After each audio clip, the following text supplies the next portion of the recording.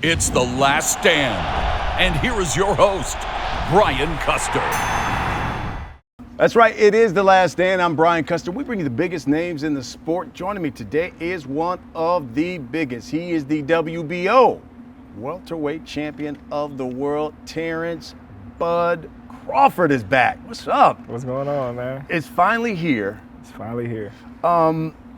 If you could put into what's the biggest difference that got it over the finish line this time?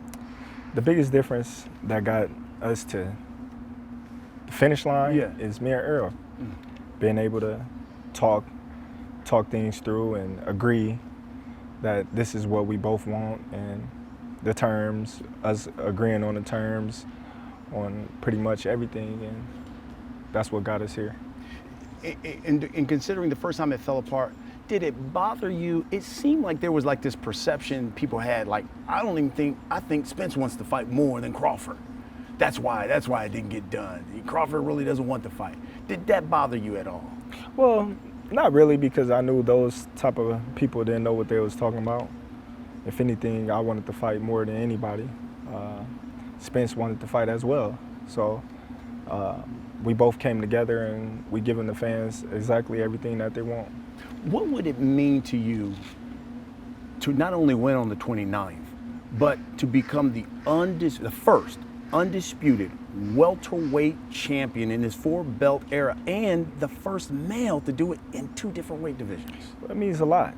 It means a lot. A lot of people, they shedding darkness on me accomplishing it the first time and saying I wasn't fighting nobody, and they trying to take a lot of credit away from the opponents that I faced at 140, when those was good opponents at the time that they was fighting me. So it would mean a lot for me to go out there and become a two-time undisputed champion, and what's better than beating the boogeyman? Because that was one of the things he kept bringing up, especially at the press conference. You ain't fought nobody, man. You ain't fought nobody. It's got to be gratifying then to say, but I've beaten you now. Definitely. You know, I felt like Roy Jones Jr. when they said he wasn't fighting nobody, and he said I just make him look like nobody. Because every time I fight somebody, they got something negative to say after the fact. But prior to me fighting, it's a whole lot of, oh man, I don't know if Crawford ready, oh this guy too big, this guy fought this guy, he's got the better resume. You hear a lot of things. But after the fight, you hear, oh, he wasn't nothing, and he was washed, and, you know, we don't give Crawford credit for this guy. But this is the fight that you guys wanted. Everybody wanted to see me fight Shawn Porter because the fight that he had with Errol Spence. I didn't go calling Shawn Porter out because of the type of relationship that we have. You know, I was calling out people like Keith Thurman, Danny Garcia, Errol Spence. So when I fought Shawn Porter, everybody was saying, oh, Bud too little, Shawn's gonna rough him up, or Bud's not on that level, he ain't fought nobody. But then after I fight Shawn, now Shawn is washed. His dad called the fight, he was already retired. I hear a lot of things, you know, so July 29th, I'm gonna hear a lot of things as well. So I got used to hearing a lot of things. What'd you guys say to each other when you finally got a chance to face off, and what'd you see when you looked in his eyes? Nothing, we just both acknowledged that we here. You know, I told him I'm ready. You know, and he acknowledged that a lot of people ready, you know, so when I looked him in his eyes, I just wanted him to know that I'm here. And I'm pretty sure he wanted me to know that he was here as well. So July 29th is going to be a fun night of boxing for not only me and him, but for the fans as well. We know there's obviously a rematch clause for this fight. Do you fight again at 147? Do you do it at 154? I believe it's at either or. Okay. You know, but my mind ain't even on that. I'm looking to be victorious in the first one. This is the one that matters to me, the first one. I love it. One guy who's certainly looking forward to it is your guy, Charlo. He's talked a lot about after this fight. Do you think after Errol Spence, that's the next big fight for Bud Crawford? It could be. It could be, yes, definitely. Like I said, not only is I'm looking at Jermell Charlo, but Errol is too.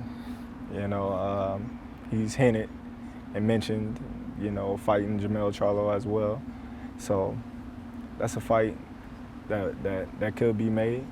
But like I said before, I'm not even worried about Jermell Charlo. I'm not even thinking about Jermell Charlo. Only person on my mind is Errol Spence Jr. Anything that he does in the ring that concerns you? No. I've seen it all. I've been in the ring with it all. I've been in the ring with bigger fighters. I've been in the ring with pressure fighters. I've been in the ring with fighters that throw a lot of punches and use their jab. I've been in the ring with all of them, southpaws, orthodox, big, small, tall, medium. So I've been boxing for a long time, since I was 7. So I don't think there's nothing that Errol Spence can do that I haven't seen before. There's some who've written, they said Terence Crawford's boxing ability, the way he switches, his versatility will be the difference in this fight. What do you say? Well, we shall see. We shall see. A lot of people can say my versatility, the way I counter, the way I move, the way I place my punches, when I place them, my counter ability. But all that is going to be answered July 29th. I know you see yourself winning that fight. Do you actually see yourself stopping Errol Spence? With the right punch at the right time, anything can happen. Like I said, I never go in the ring looking to stop any of my opponents. I look at every opponent the same. Just go get the victory, get the job done, look good doing it, and the rest is extra credit. What will people be saying about Terence Bud Crawford after July 29th, after you get a victory? After the July 29th, they're gonna say Terence Crawford is special. He's the best fighter of this era. I like that. Hey everybody, I'm Brian Custer. Our next partner, Athletic Greens. I take AG1 by Athletic Greens literally every day. You think I got like this overnight? No, it's because of AG1. And I wanted to try it because I wanted better gut health, increased energy, immune system support. I take AG1 in the morning before starting my day, and it really makes me feel like I'm doing something good for my body, like covering all my nutritional bases, and it's great before your workouts. It's made with 75 super high quality vitamins, minerals, whole food sourced ingredients that deliver benefits like mood, immune system, and sleep support, sustained energy, and really so much more. Really quickly, I noticed that it helps me with improved digestion, and I feel great, and it helps support my sleep. I like that AG1 is delivered monthly, so I don't even have to think about it. So if you want to take ownership of your health, today is a good time to start. Athletic Greens is giving you a free 1-year supply of vitamin D and 5 travel packs to go with your first purchase. All you've got to do, go to athleticgreens.com/laststand. That's athleticgreens.com/laststand and check it out. People who support the podcast and watch it, they submit questions. We got just a couple of them here. The first one here comes from Joshua. He says, what's your 5-year plan in boxing? Will you be fighting at 40? No, I would not be fighting at 40. So that's something that, we don't even got to talk about. Uncle Pete asked, do you still think Bob Arum is racially biased against black fighters? And what advice do you give Shakur when it comes to dealing with him?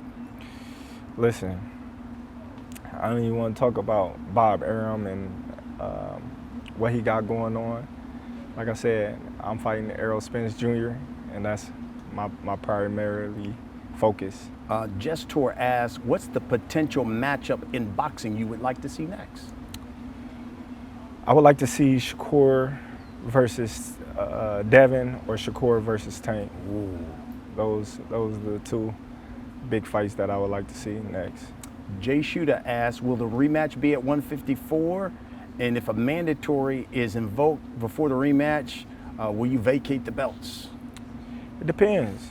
It depends. I feel like boxing, when you get to a certain point in your career, you become bigger than the belts. I feel as if me and Errol Spence is at that level to where if we was both to vacate the belts right now, the fight would still be Huge. A mega fight. Why? Because we still the two best fighters in the division. And we make the belts don't make us. Chance asks, do you plan to entertain a fight with Boots if you become undisputed? Well, like I said, all those fights is out there in the welterweight division. But right now, my main focus, my main goal is to beat and conquer Errol Spence. Lee asks, what's your thoughts on Tim Tszyu? He says he wants the winner of your fight after Charlo early next year. Well, listen, you know, those are great fights at 154 and at 147. So it's good to know that we got options. And last, Slim Shady asks, is the $1 million bet still on with Spence? Man, look, man, we do what we do, man, and we get what we get. All right, and we come to the last section of this show. It is the last day. I'm just gonna ask you a serious question. You give me the first thing. You ready? Right. All right, here we go. After Spence, who's the biggest thorn in your side? Is it Jermell Charlo? Is it Jerron Boots Ennis? Jermell Charlo. that guy right there, man.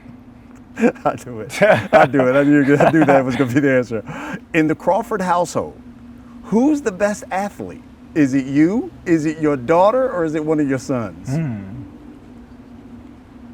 It got to be between my son Tyrese and my daughter. Yeah, it got to be between them two. They both just natural born athletes. Yeah. Like all my kids is natural athletes, but like my daughter, she'll drop down and do like almost 50 man push-ups like straight. Gosh.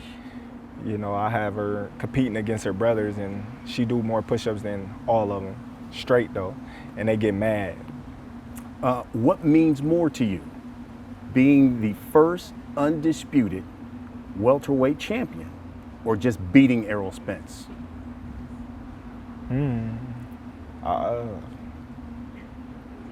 That's a tough one. I would say both. I would say both. Okay. In your opinion, the winner of this fight, pound for pound, best fighter in the world, walking the planet right now? Definitely, hands down. Last but not least, Tank Davis, Shakur Stevenson. Who wins that fight right now? Shakur. Yeah. Shakur. Wow. I love it. You want to give me a prediction for July 29th? Victor. I've been giving it to you all day. Oh, no. I just thought maybe you'd give me a round or something. Listen, however it comes. However it comes. Just know that at the end of the day, my hand will be rosing. I love it. One of the best finishers in the sport. Terence Bud Crawford, champ. You know, I always appreciate you. Thanks. That's what we do here on The Last Stand. We bring the biggest names in the sport, none bigger than this guy right here, Terence Bud Crawford. Thanks for watching, everybody. We'll see you again next week.